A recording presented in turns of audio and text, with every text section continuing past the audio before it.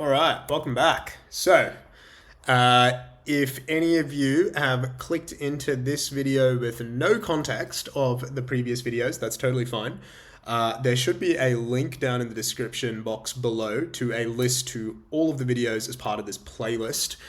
This playlist is essentially commercial AE readiness. Okay, so I think I've got like 12 videos in the series, and that is essentially all targeted at getting you ready for a commercial AE position, or if you're already a commercial AE, unfortunately, sales enablement in most tech sales organizations is garbage. And even if they do have sales enablement, it's just not practical for the real world, right? They'll tell you a bunch of stuff and then it's like, well, it doesn't really translate. It doesn't translate very well. So let's get you out of the classroom, let's get you into the field, and let's give you some real world tactics. So if you're tuning into this cold, load up that playlist on a separate window, just binge watch that after.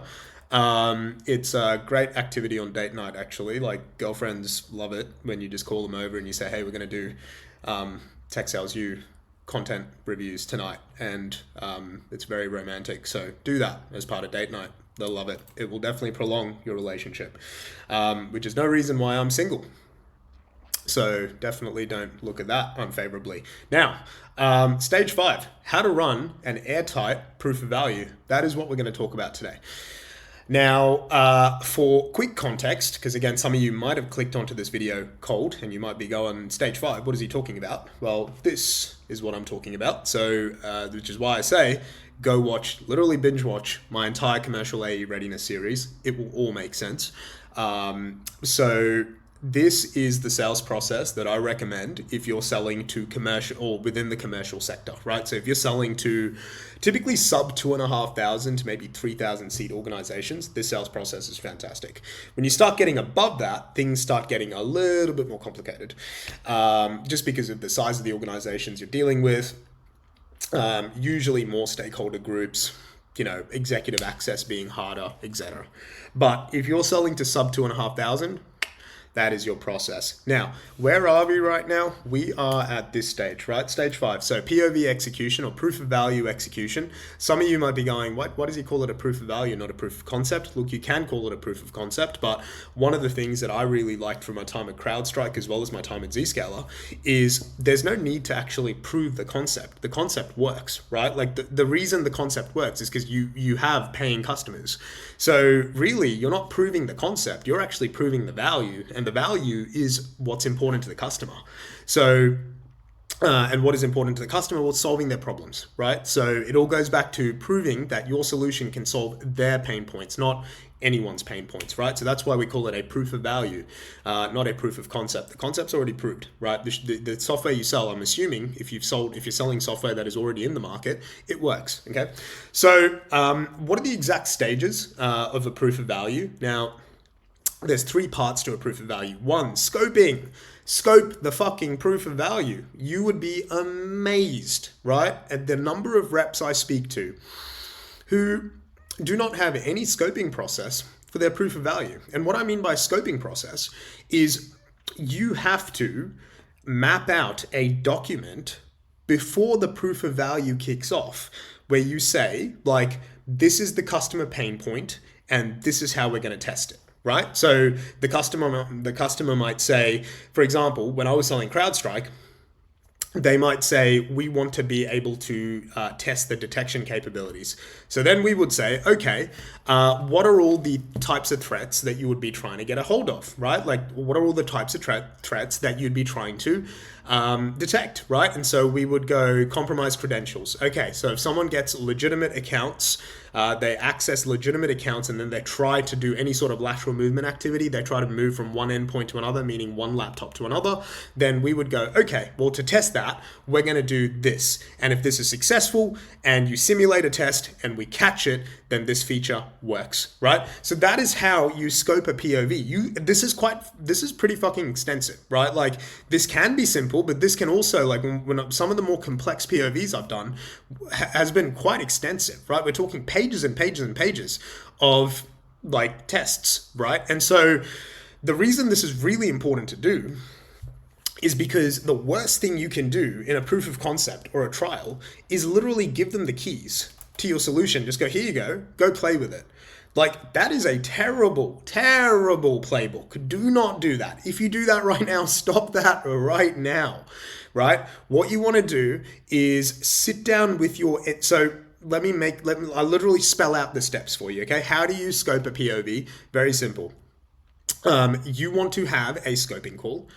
You will then ask the customer, and you will include your engineer on that call, by the way. Like, if you're a non-technical salesperson, like, now would be a shit hot time to get your engineer involved, right? Like, now's the moment to get your engineer involved. Ideally, your engineer's been involved like from the demo stage, but I do know a lot of reps that if they sell non-technical solutions, or they sell solutions that are more, they're a little bit easier to work with, then they might be doing their own demos. So up to you to pick your poison. But at this point, during a proof of value or a trial, you really should have your engineer like in that conversation. So your engineer needs to drive this conversation where they say, hey, these are all the pain points you mentioned. I'm curious, like, by the way, sorry, your engineer should literally be like asking them this question. Your engineer should be saying, can I walk you through how customers typically test for these use cases? So what you want to do is literally show them how to test your solution, right? Like, you need to have your own testing playbook defined. So you define that, you show it to them and say, look, what do you reckon? Like, are you guys okay to test all of these things? That will, like, this test aligns to this problem that you that you raised, and this test aligns to this problem that you raised. And likewise, you kind of go down that list and you basically align it to all the problems that they've raised. So that's kind of step one.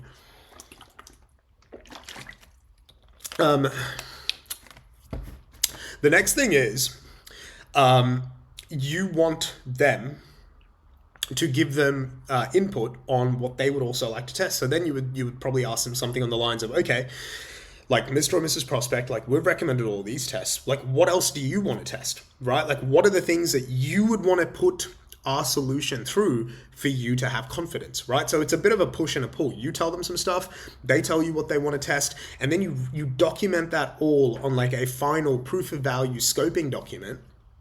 And this is all supposed to be done on a proof of value scoping call, right? So if you remember sales process, right, going back to this, we finished off the go, no go stage. By the way, if you're like on this video cold with no context, never progress to a proof of value without a go, no go meeting, or at least a letter of intent.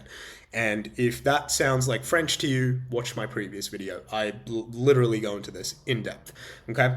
So at the end of your go, no go stage, you want to be setting up a proof of value scoping call, and then you also want to set up the proof of value kickoff call, right? Those are your two calls that you set up. Usually you set them a week apart. So you do, like, if you have your go, no go meeting, like pending your prospect's availability, maybe 3-4 days from that, you set up the scoping call, and then maybe 5 to 7 days from your go, no go meeting. So, 3 to 4 days after your scoping call, you would have the kickoff call. Again, pending your prospects availabilities, pending the timeline, right? Like, if they, during the go, no go meeting, if they take the timeline and they say, look, we're actually looking at like deploying the solution a month later, then I recommend like delaying it a little bit and starting it closer to that deployment and the kickoff date, right? Anyways, set up the scoping call. That is how you run your scoping call. I would recommend that you templatize this, right? Like, have a standard template, pretty easy to build out. Build out a standard template of all the things that they could test. Share that with your prospect, and then get them to give you additional inputs. So that's what you do on the scoping call. The kickoff call, right? So, sorry, let me just pivot to the slide. All right, so the POV, right? So what does the POV actually encapsulate? So it typically encapsulate a kickoff call, right? So you're gonna have a kickoff call, very straightforward. The kickoff is usually when like your solution has been like, the test instance has been deployed. Maybe you need to deploy some agents. Maybe you need to create some accounts. Like, this is purely for the technical evaluators. Get them on the call, walk them through like, hey, this is how we're going to like kick off the testing process, make sure they're all administered, make sure they've got access to everything they need, just get them to be comfortable with the UI, right? So this is all stuff your engineer should be doing, right? Like this is squarely in engineering territory. Like you as sales have done everything to get it to this point. Now you need your engineers to shine, right? So if your engineers don't use this process, then tell them to use this process, right? Like say, hey, from moving forward, we're not just going to hand over the keys. We're going to have a scoping call. We're going to have a kickoff call. What you're going to do then is also have 2 to 3 check-in calls, right? 30 to 45 minutes has to be in the calendar. So typically what I do is I will have the kickoff call, and on the kickoff call, I will schedule 2 check-ins and I will schedule the final wrap-up call, right? Like you have to do this. You have to do this. Do not skip this shit. Do not like just say, yeah, we'll have impromptu catch-ups. No. Everything's on the fucking calendar, okay? Because the reason for that as well, your proof of value should not go longer than 3 weeks max, okay? Have I been guilty of letting some proof of values go a little bit longer than that? Yes, I'll throw myself under the bus. But I would say 85 to maybe 80 to 85% of my proof of values were 3 weeks max, right? Like the only ones that went past that were either we had really complicated testing or there was like people getting sick or like, you know, reschedules, that sort of shit, right?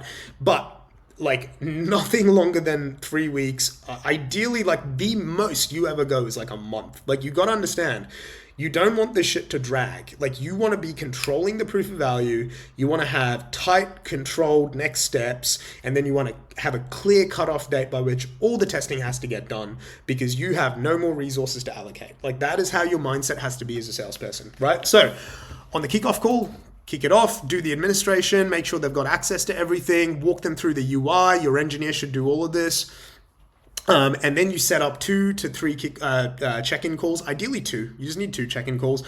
But if there's a lot of testing, have 3. Make them 30 minutes, 45 minutes max. The goal of the check-in calls is you check in, you take their questions. Hey, how's the testing gone? If they say they haven't had the opportunity to test stuff, then do some testing while you're on the call with them, right? On that call, you say, hey, let's test this. Let's test this.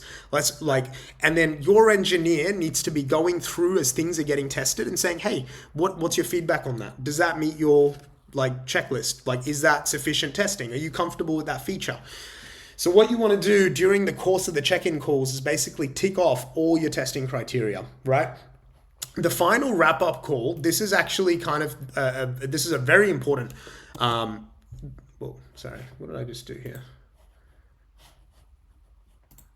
Right, so your final wrap-up call is actually a very important call, right? And that's basically when you present the findings from the proof of value, right? So typically your engineer, again, should be driving this. What you're going to be doing on that wrap-up call is really straightforward. Firstly, you need to make sure the economic buyer is on the wrap-up call. The economic buyer doesn't need to be on the kickoffs and the check-ins. This is just for the technical team. They do have to be on the wrap-up call. I recommend on the kickoff call, set up your 2 check-ins and your wrap-up call. Everything goes in the calendar. Literally be like, guys, when are you free here? Are you free here? And is the economic buyer free to join us on the final wrap-up call? That is going to be more of an executive overview, a final presentation to make sure that we've fulfilled the POV. Right, so important you do that. Do not skip that step, right? Now, on that final wrap-up call, what you are doing is very simple, very straightforward. You are walking through the findings of the proof of value. You're walking through the scoping criteria and making sure that you're clearly showing all the testing has been completed. And this is where it's so important that you have the verbal acknowledgement from the team members that the criteria has been met. So you want to do that during the testing, the check-in calls. You're asking them, hey, have we met this criteria? Are you comfortable with that? Can I give that a big green tick? Done. Tick, tick, tick. So that's when you go through the entire scoping criteria and you said everything is ticked off. It's also really important that you're constantly, and your engineer is constantly shit testing the team that you are selling to on the check-in calls, right? Asking them questions like, guys, What else do you need to see? Have you seen everything? Like, are you comfortable with how we are addressing your problems?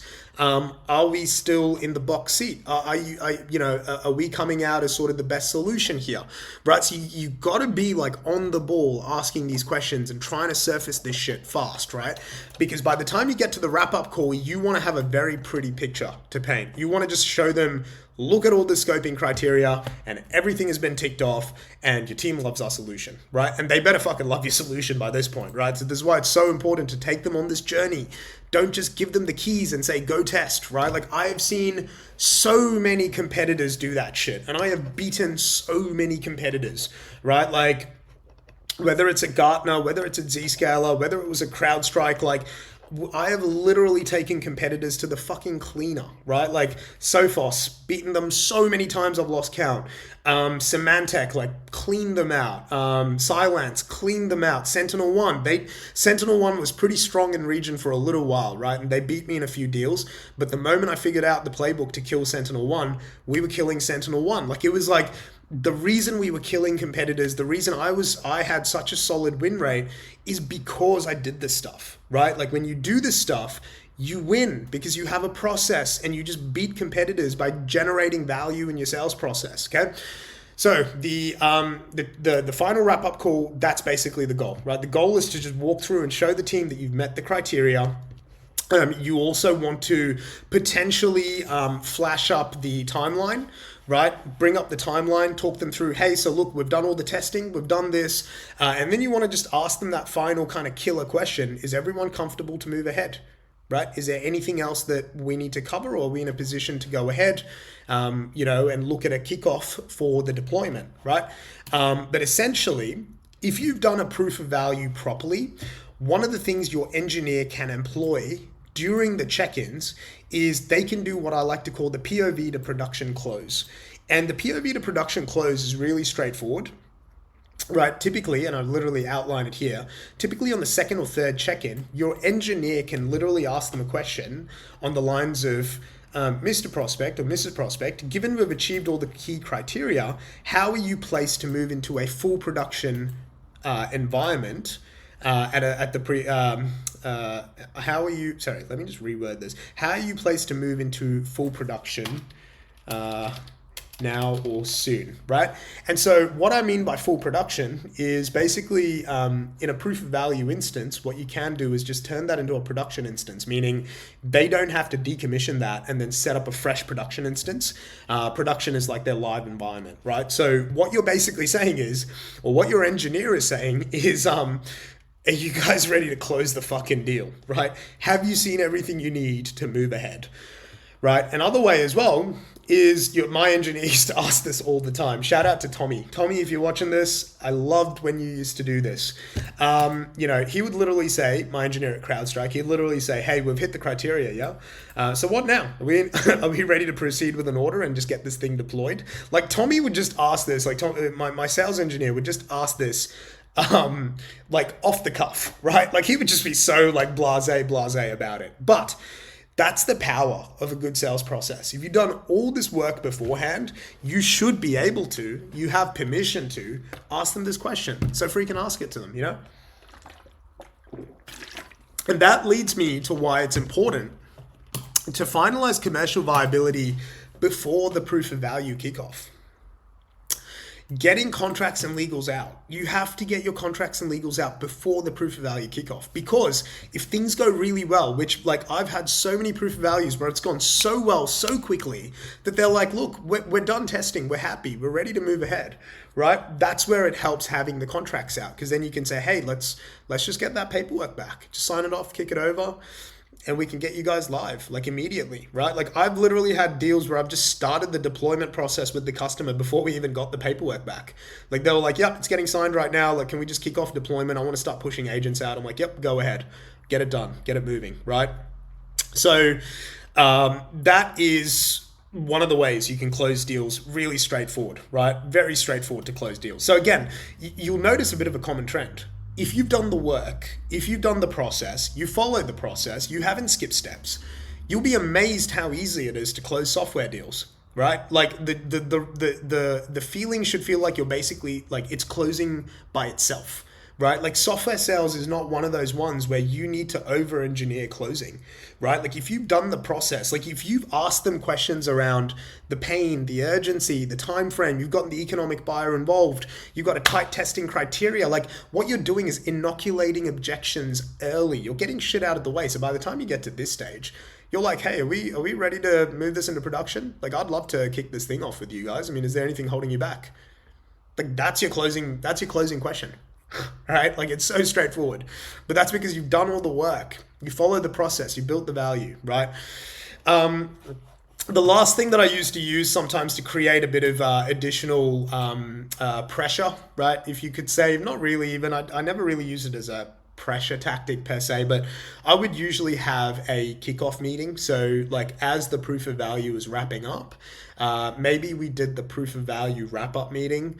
And I would just say like, while they said, yeah, we're good to move ahead, then I would say, hey, how about we set up the kickoff date so that we have something in the calendar to work towards. I'll just wait to get the paperwork back from you. So that's another way to just add a little bit of constructive pressure, right? To say, hey, we're going to free up resources on our side. We're going to free up engineers to make sure that we can get you deployed by this time frame. We'll have a kickoff date. Let's make sure we get the paperwork back in time, right? Simples, very straightforward. So that is how you fulfill the final stage, or the second to last stage really, of the commercial sales process. But it is effectively the last stage, because the organic close really just happens during the back half of the proof of value, right? The closing really happens, if I'm being honest, the closing happens here and here. Stage 3 and stage 4. That's where the closing happens. Definitely stage 4. Go no go meetings. Those were like my closing meetings. If I had a good no go meeting, I would go to my manager and I would literally tell him, dude, this deal's committed. Like we're good. Like pending any technical fuck ups here, which really we didn't have any. When I was at CrowdStrike or Zscaler, like it was pretty straightforward. Like the moment I had the go no go meeting, I was pretty comfortable to say, yep, we're going to move ahead, right? Pretty straightforward. So that is the process, guys. The next video, I'm going to do a quick overview of how to do post-sale upsells. But that basically takes me through to more or less all of the stuff that you will need to be a successful commercial account executive. So stick around for that last video. That will also be useful for you as part of the series. But hopefully all of this content so far is going to give you a lot of confidence to start understanding how high level, tier 1 sales organizations operate, right? Like tier 1, best of the best, not just the organizations, but the best within those organizations, right? This is how they operate. This is their process as commercial account executives. This is how they kill it, right? So hope that was useful. There's so much more content, guys, that I can talk about. Like I have probably another 6 or 7 videos I could do as part of this series. Like one of the things that I haven't talked about is how to leverage the channel, right? Like how do you use your reseller channel? Like there is a whole game plan around that. Like there's so much stuff that I could talk to you about. So I'm trying to give you what's most relevant for you to be able to run with and succeed. But if you need additional help, like the stuff that I can't just do more videos on just purely because of time constraint, like book some time with me. My team has a link down below. Hop on a call. Let's have a chat, right? Like there's so much more anecdotal stuff that's probably going to be useful for you. So let's explore if some of that could be useful for you. Anyways, thank you. And I'll see you on the next one.